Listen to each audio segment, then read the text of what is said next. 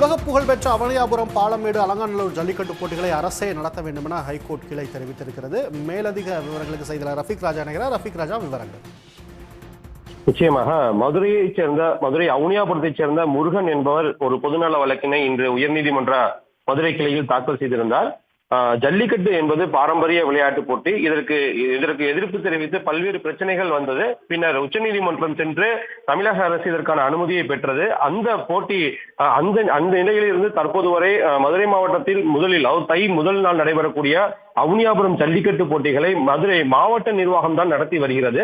எனவே மாவட்ட நிர்வாக நடத்துவதற்கு எதிர்ப்பு தெரிவித்து தற்போது எதிர்ப்பு கிளம்பி உள்ளது. இந்நிலையில் அவனியாபுரம் ஜல்லிக்கட்டு குழு அமைத்து அதில் அனைத்து சமூகத்தினரையும் ஒன்றிணைத்து ஜல்லிக்கட்டு போட்டிகளை நடத்துவதற்கு மாவட்ட நிர்வாகத்திடம் மனு அளித்திருந்தோம். ஆனால் மாவட்ட நிர்வாகம் இதுவரை எவ்வித நடவடிக்கையும் எடுக்கவில்லை. எனவே ஜல்லிக்கட்டு போட்டிகள் துவங்குவதற்கு இன்னும் சில தினங்களே உள்ளதால் உயர்நீதிமன்ற மதுரை கிளை தாங்கள் அவனியாபுரத்தைச் சேர்ந்த மக்கள் நடத்தி கொள்வதற்கு அனுமதி வழங்க வேண்டும் என்றுதான் மனு தாக்கல் செய்யப்பட்டிருந்தது. இந்த மனுதான் சற்று நேரத்திற்கு முன்பாக நீதிபதிகள் ஜெயச்சந்திரன், கே ராமகிருஷ்ணன் ஆகியோர் அடங்கிய அமர்வில் விசாரணைக்கு வந்தது. அதில்தான் நீதிபதிகள் தற்போது பல்வேறு கருத்துக்களை தெரிவித்துள்ளனர்.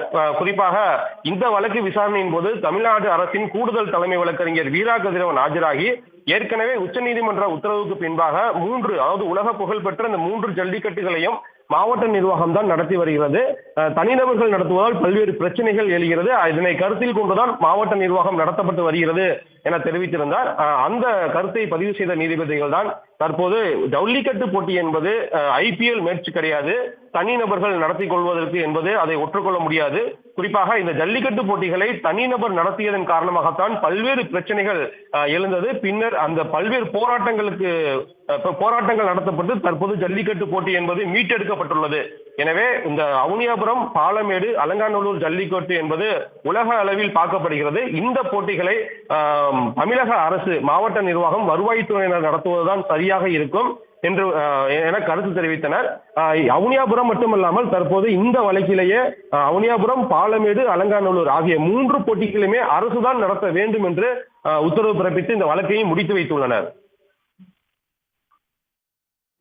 விவரங்களுக்கு நன்றி ரஃபீக் ராஜா. உடனுக்குடன் செய்திகளை தெரிந்து கொள்ள சன் நியூஸ் பெல் ஐகானை கிளிக் பண்ணுங்க.